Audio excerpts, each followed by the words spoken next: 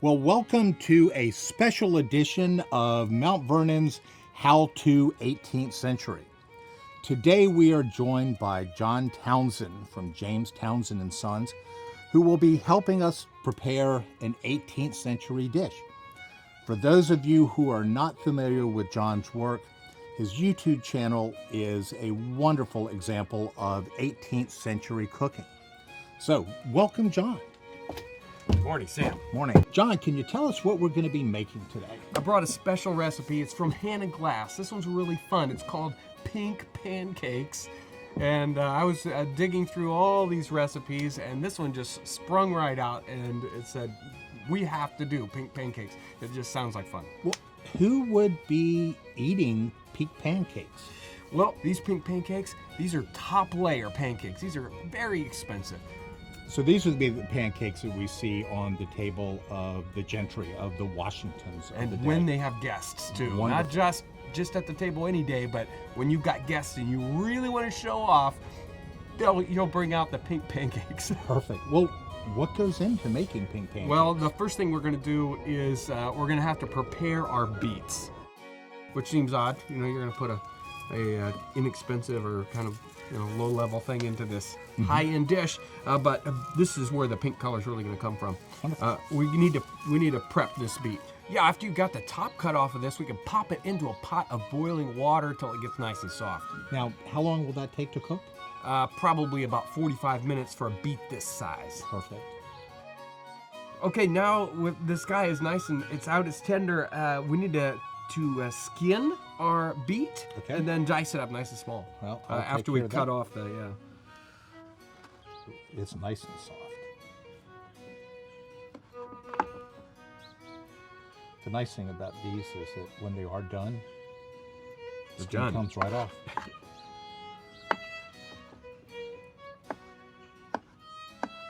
We need to get this turned into a pulp.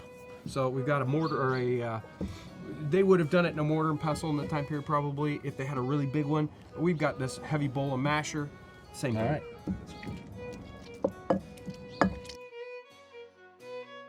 These beets look great. You've really gotten them right down to the consistency we need. We're looking for a kind of pureed beet here.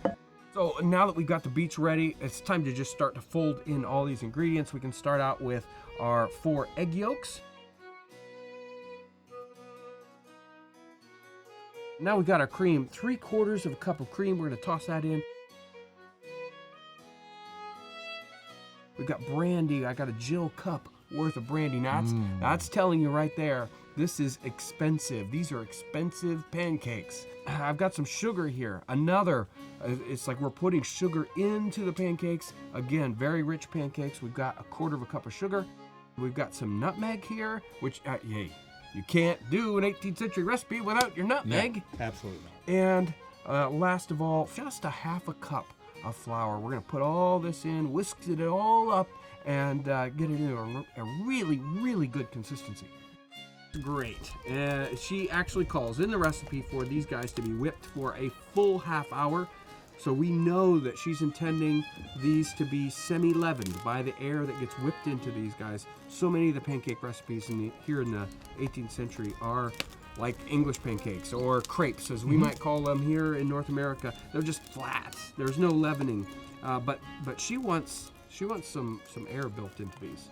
So a full 1/2 hour whipping, if you've got modern equipment, you can cheat and do this quicker than that. Now, how are we going to be able to keep these things pink as opposed to the way we normally cook pancakes today, where we're looking for brown? Yeah, we start out with a white batter or an off-white batter, and we end up with brown pancakes. Right. We have to be really careful when we're cooking these guys.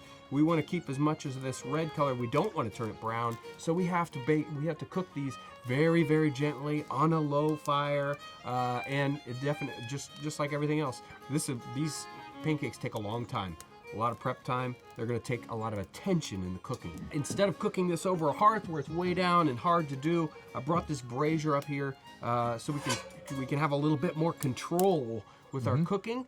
And I've got a cloth there we want to bring in just enough butter to lubricate this pan, but we don't want to have it sloshing around in here. So I've got a little cloth, a little butter inside this muslin. Actually, you can wrap it up the other way. Okay. We can let it try to get out through the cloth here. So we're going to do that. So the butter's Wonderful. in there. Gotcha. We can just do this. That way you're getting just a very light Yeah, coating of just butter and not, Yep. you're going to reduce the risk of it burning. Yeah. And this undoubtedly won't be the easiest thing in the world. We'll have to watch these carefully. So go ahead and scoop in a little test pancake. You know, the first pancake is never... It's our throwaway. Yeah, it's our throwaway. So hopefully we'll see how close we can get it.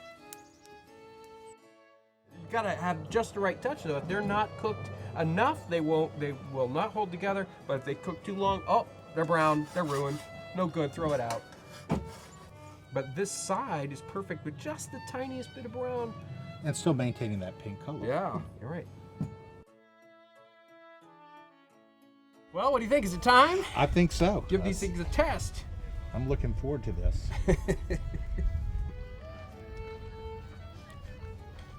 Hey, It's actually really good. Yeah. The beets are not as strong as I was led to believe. No. And the sweetmeats really do negate the need for butter or honey. Gives it a really nice contrast with the little bit of tartness from the sweetmeats. Yeah. Well, if you've never heard of sweetmeats, it's not meat at all. In this case, it's candied lime peel. And they are delicious. It really does take away the need for adding syrup and sugar. It gives you a nice contrast of sweet and a little bit of tart too. I think it's the perfect accompaniment to this. Although I would think that the apricots might also it would be a wonderful. Right. And you can see the texture of this guy, red all the way through, right through the center. And it wasn't, I mean, you didn't seem to struggle that much with keeping these from browning too much. No. You know, you still really have to be careful, but they are light and fluffy compared to most 18th century pancakes. This is a light and fluffy pancake. Can you imagine these on the table, possibly up you know, in the mansion? I can see this. This really is, again, something that is interesting, but something that you could also do at home, which is why one of the things that really delight us here with you coming to Mount Vernon is your presence and showing people that making 18th century food is something that's actually very easy. It doesn't have to be very difficult. You saw the things that we used, and it's bringing this 18th century, the colonial America cooking to light, and something that they can actually do at home. Right. We certainly appreciate the effort you have put into forwarding and moving forward cooking of the 18th century in period clothing and period equipment. Well, you know, we're so excited when we get to come to a site like this. You know, we come and we get energized for, you know, what we're doing. We enjoy all the interaction we have, you know, whether it's with you, Sam, or Deb, or everybody, and the passion. I know it kind of flows both ways. We both get really excited about what we're doing. It's so much fun to get together, connect with these things, learn. I mean, we're just this one. Learn a lot just doing it. This coming from the Hannah Glasse cookbook, right? The one that we regularly use here. And I had never, and I had been through it. I know a bunch of times, but never thought. And maybe it's because it was beets. That kept us away from it. We grow a lot of beets here. Yeah. So I think we're going to find this might show up on Washington's table. It is going to show up again. I know I certainly will be cooking this again. Wonderful. To see more videos like this, please check out Jon's YouTube channel. The link is in the description below. Also subscribe to our YouTube channel where you'll see more how-to 18th century videos. We will be putting more content up in the near future, and we thank you all for joining us today.